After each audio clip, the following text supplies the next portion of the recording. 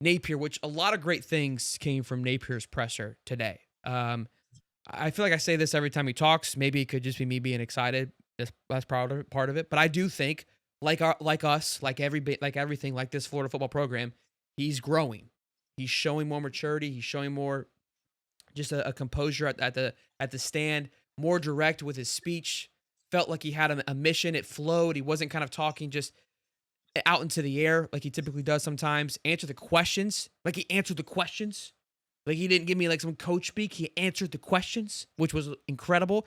Questions weren't that great. The questions got better back at the podium when he sat down with the SEC guys.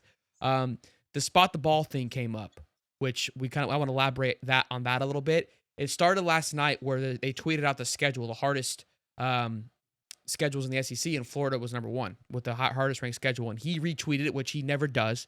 All the guy tweets is sunglasses and anything like just foundational related. he tweets out spot the ball, and I was like, whoa, like that is like, hey, check up, ball up, a ball up the key. Let's get after it. Like I don't care. Let's whoever's in front of me, let's get after it. So he spoke to that. DJ Lagway spoke to that in his interview. And it was really cool to hear just kind of those little nuances. We heard about spot the ball. We heard about the 1-day contract a little bit. I'm really excited to see this Netflix series where maybe this spot the ball thing kind of gets some more aura. And speaking of spot the ball, because he also referred to Gator Boy Stay Hot, which I love. Like that is, and it may sound cheesy, but for Napier to understand and have awareness of like this is momentum, this is important to capitalize on. Let's continue this. It's a thing that you can wrap your head around, right? Like the basketball team did for March Madness. Like something as small as that is what all of us can gather around. Like, hey, them Gator Boys stay hot. It's like a trigger that gets you rocking and rolling. So that and spot the ball seems to be kind of the notion headed into next year. And I don't think we've had that. Like a thing we can kind of grasp on that you just feel good about for the first couple of years. Allie, I'll let you go first. I know I kind of rolled on for a little bit, but just that little part there first. You guys know, we talk on air, we talk off air at times, and you know that Napier's presentation to the media has been one of the things that I have been critical of. And I think he could do more. And part of that is because I know our fan base this well. I grew up in this, and I know that Gator fans, it's easier for them to root for someone they feel like they know. Yeah. And it almost gives you a little bit of grace when things aren't going well if they feel like they know you personally. And that has been one of my criticisms of the Napier tenure, is not that he says anything wrong per se, but that he doesn't say enough or isn't direct enough, and we don't necessarily know enough about him. And I feel like that has changed in the last few months. I feel like he has been more open with the media. I honestly think his brother Kurt's probably the best thing he's done outside of Lagway, allowing him to Yeah. be so vocal on social media. Shout out, Because coach. yeah, I mean, I don't know. Part of it, maybe it's because I'm one of 7 children, and so I relate to the siblings knowing all the dirt kind of stuff. But the more you can make somebody human, the better it's going to be for that person in good times and in bad. And I mean, I know I'm going to date myself totally, and I'm older than you guys are, but when you reference the basketball national title, it speaks so much to fans from my generation because we watched it happen once already.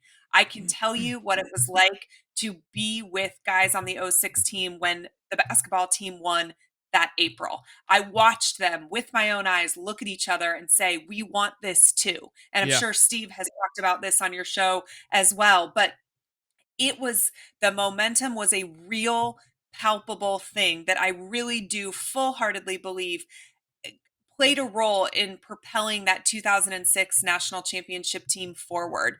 And so it is so cool to watch Napier acknowledge that that's a real thing too, and I do think that winning begets winning, and I think that the standard has been raised on campus, and I guarantee you everybody in that locker room wants what that team just did. They want that feeling, and I think acknowledging it is important. And so I love that, but I felt like he seemed more lighthearted. I think he smiled more, probably more than we've seen in the 3 media days prior combined. He looked I younger. love he.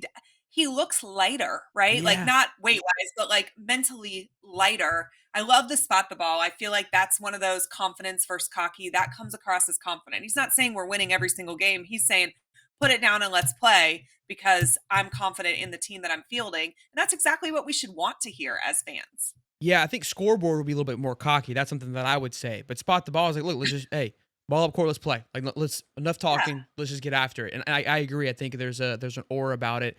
And yeah, I think you're spot on where we've kind of known Billy, and think about when Billy came in. Like I played the sound bite, "Scare money don't make money." Like that's what we like kind of wrote on when we first came in, and he never said it. Like he didn't really capitalize on that tagline. And look, I think maybe he felt like, hey, I don't want to bring that over. That was kind of cocky. Who knows? For whatever reason, he didn't want to live or die by that.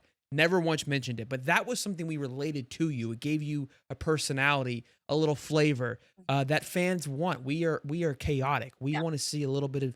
They hate when I say it. A little bit of dog, Billy, and bringing up Yes. the Gator boys, stay hot, spot the ball. That's the swagger that we're excited. And yeah, you got to give some love to Coach Kirk. I think that he's by showing the pictures and just showing a very vulnerable side of the family. It's like, Yeah.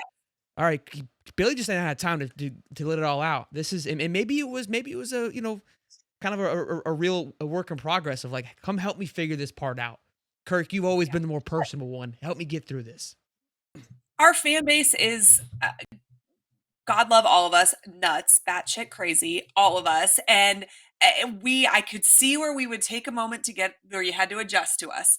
But now that he understands the level of crazy, he knows what we need, and maybe it's Kurt, and that's what we needed. But I just, I can picture 12-year-old me knowing that Danny Warfel's dad was a preacher, and so was Steve Spurrier's, and that there was a connection there. I can picture James Bates dancing in the locker room after the SEC championship game, singing that they're going to the Sugar Bowl. That was like that clip is in my brain. Like we need some of the personality uh as fans, and I think we're starting to get it. And I don't know if that's, I'm a little bit more confident in the teams that I'm fielding and in the games that we're going to play, so I'm allowing myself to show a little bit, or maybe he's just learning what our fan base is like. But either way, this is what we needed to see. I think this is great.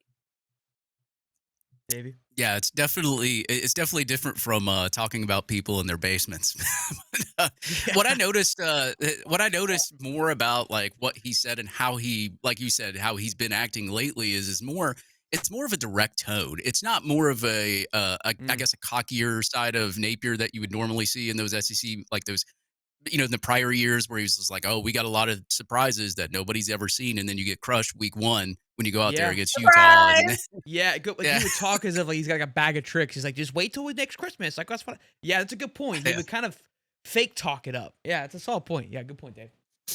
Yeah, and it sounded more genuine. It sounded more direct, and it's like, look, spot the ball. All right, we've got a job to do. Instead of saying, oh, we're going to get the job done, we have a job to do. And I think now he's starting to see the fruits of his labor now with DJ Lagway and some of the team coming back, and with Jake Slaughter, Caleb Banks, those types of guys that are making these, as I said, Athlon last week, and all these other, first team, first round, all this other kind of stuff, preseason, all the nonsense that you hear. I think now, obviously, he's seen these guys play on the field. We've seen them play on the field too, but he's seen them in practice, seen them in the weight room, and the gains and everything else like that, and everything that he's been able to kind of process, and some of the mistakes he's made. Now he's fixed those mistakes. He's got in brought in other people. I think now you're starting to see a little bit more of a confident, I guess, a confidence boost from him, and not more of him trying to promote and say, look, this team's going to be great this year. He's like, no, we have a job to do. And look, we hear all the noise, we see all the preseason stuff, but at the end of the day, Florida's got to be Florida. And I also loved what DJ said. At the end of the day, you got to play the Florida Gators. Like, we don't have to play anybody. They have to play us. And I think that is the attitude you should have. And that's not really the arrogance, but the confidence that you should have in your football team. Agreed. This is a great comment. I've kind of alluded to this before, but it's you have to tiptoe around it because people will misconstrue what you're saying. Uh, that Billy kind of wants to embody that the next Nick Saban. And it's not like to say to go and be that guy, right? But his coaching style has always felt very Saban-esque, where Saban just Yeah. kind of comes in, says how he feels, and then walks away.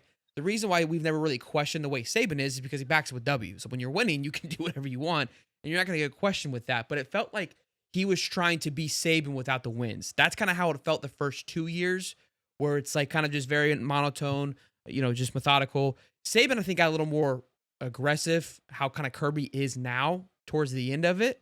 Way more vocal. But earlier on, I feel like Saban was very Bill Belichick-esque like. And I think Bailey's trying to find a version of that. And this was the first time kind of speaking to DJ where he felt comfortable in being himself.